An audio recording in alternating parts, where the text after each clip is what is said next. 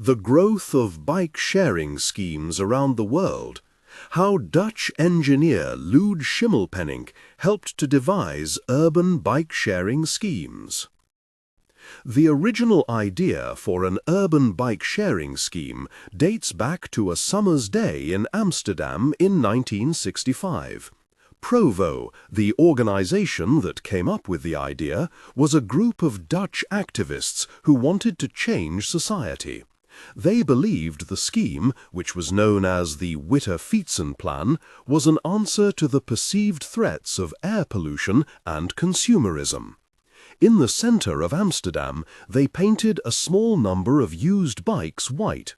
They also distributed leaflets describing the dangers of cars and inviting people to use the white bikes.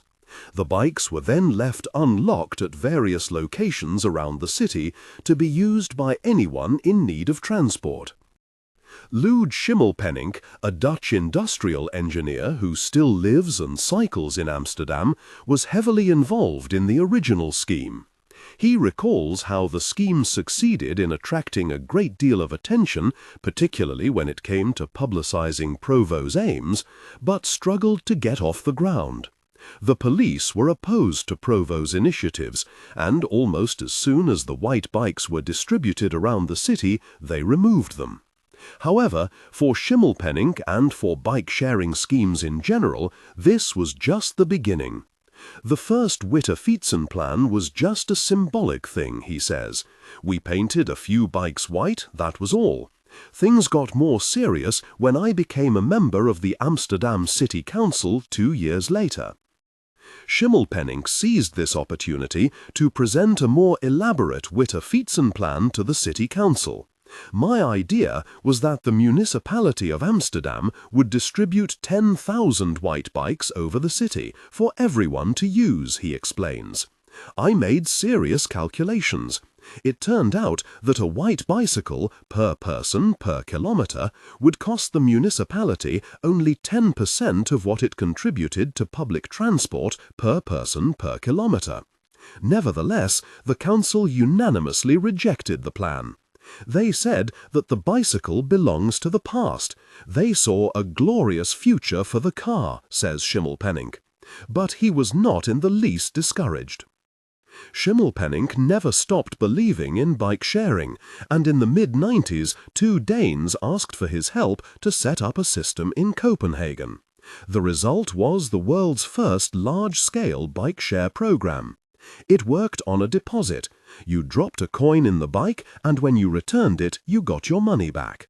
After setting up the Danish system, Schimmelpennink decided to try his luck again in the Netherlands, and this time he succeeded in arousing the interest of the Dutch Ministry of Transport. Times had changed, he recalls. People had become more environmentally conscious, and the Danish experiment had proved that bike sharing was a real possibility. A new Witterfietsen plan was launched in 1999. However, riding a white bike was no longer free. It cost 1 guilder per trip, and payment was made with a chip card developed by the Dutch bank Postbank. Schimmelpennink designed conspicuous, sturdy white bikes, locked in special racks, which could be opened with the chip card. The plan started with 250 bikes distributed over 5 stations. Theo Molenaar, who was a system designer for the project, worked alongside Schimmelpennink. I remember when we were testing the bike racks, he announced that he had already designed better ones. But of course we had to go through with the ones we had. The system, however, was prone to vandalism and theft. After every weekend, there would always be a couple of bikes missing, Molenaar says. I really have no idea what people did with them, because they could instantly be recognized as white bikes. But the biggest blow came when Postbank decided to abolish the chip card because it wasn't profitable. That chip card was pivotal to the system, Molenaar says. To continue the project, we would have needed to set up another system, but the business partner had lost interest.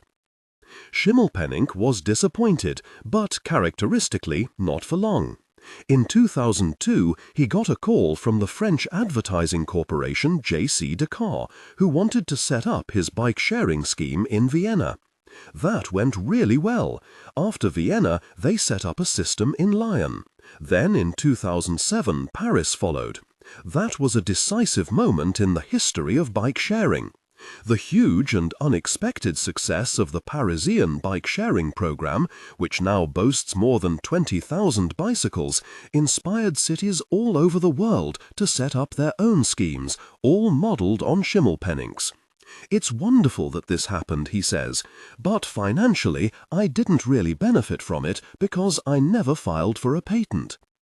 In Amsterdam today, 38% of all trips are made by bike, and along with Copenhagen, it is regarded as one of the 2 most cycle-friendly capitals in the world.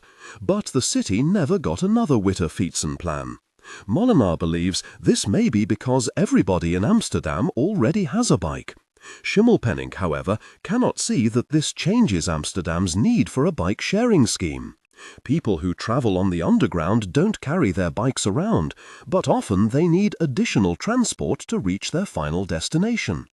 Although he thinks it is strange that a city like Amsterdam does not have a successful bike-sharing scheme, he is optimistic about the future. In the 60s, we didn't stand a chance because people were prepared to give their lives to keep cars in the city. But that mentality has totally changed. Today, everybody longs for cities that are not dominated by cars.